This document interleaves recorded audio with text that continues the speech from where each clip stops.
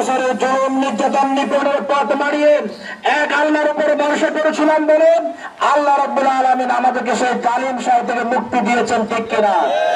এই মুক্তির পাশাপাশি আজকের এই ঈদুল ফিতরে আমরা মুক্তির স্বাধীনতা উদযাপন করছি, বলি আলহামদুলিল্লাহ।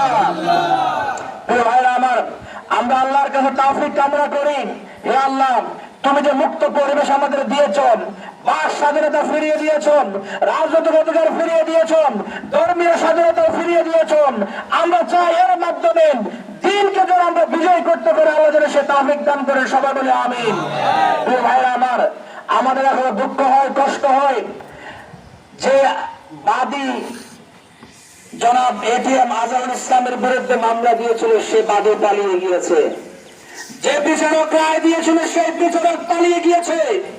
যে বিচারকের কর্মকর্তা কিন্তু রায় লিখেছিল তারাও পালিয়ে গিয়েছেন।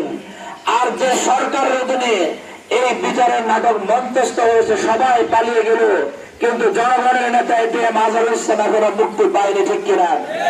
আজকে ঈদুল ফিতরের প্রোগ্রাম থেকে আমরা তিন ভাষায় বলতে চাই, জামায়াত ইসলামীকে দুর্বল ভাববেন না, আমরা আইনের প্রতি শ্রদ্ধাশীল, কিন্তু অতি বিলম্বে যদি এটিএম আজহারুল ইসলামের মুক্তি নেওয়া হয়, জামায়াত ইসলামী জানে কিভাবে মুক্ত করতে হবে, ঠিক কিনা? প্রিয় ভাইরা আমার, আমাদের একজন ভাই জানতে চেয়েছেন এটিএম আজহারুল ইসলাম ভাইয়ের মুক্তির খবর কি। আমরা আপনাদেরকে আশাবাদী করতে চাই, আমরা আবার তার পাশে হুঁশিয়ারি করতে চাই, কেউ যদি ষড়যন্ত্র করতে চান, কারণ জাতির কাছে দিবালো করে নেওয়া স্পষ্ট, বাদী, তারপরে মামলা দায়েরকারী, বিচারকারী, সরকার সব পালাই গেছে। যদি তারা সত্যিকার বিচার করতে তারা কেউ পালাতো না, ঠিক কিনা? সুতরাং তাল বাহানা করে ষড়যন্ত্র করে কোনো লাভ হবে না। জামাত ইসলামের বিরুদ্ধে আজকে 53 বছর ধরে বহু ষড়যন্ত্র হয়েছিল, মিথ্যা প্রপাগান্ডা চালানো হয়েছিল, মিডিয়া ট্রায়াল করা হয়েছিল। আজকে গোটা বিশ্বব্যাপী প্রত্যেকটি মানুষ বলছেন এদেশে যদি সৎ রাজনীতি প্রতিষ্ঠা করতে হয়, দুর্নীতি মুক্ত, দুঃশাসন মুক্ত, চাঁদাবাজি মুক্ত, টেন্ডারবাজি মুক্ত যদি কোনো রাষ্ট্র প্রতিষ্ঠা করতে হয়, সেটা জামাত ইসলামের পক্ষে সম্ভব, ঠিক কিনা?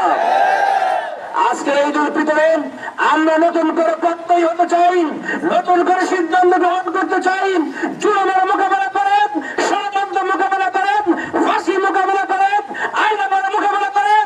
যে জামাত ইসলামী বাংলাদেশে টিকেছিল, এই বাংলাদেশে এই জামাত ইসলামী আগামী দিনের সকল সংকটের মোকাবেলা করে একটি আদর্শিক রাষ্ট্র প্রতিষ্ঠা করবে ইনশাআল্লাহ।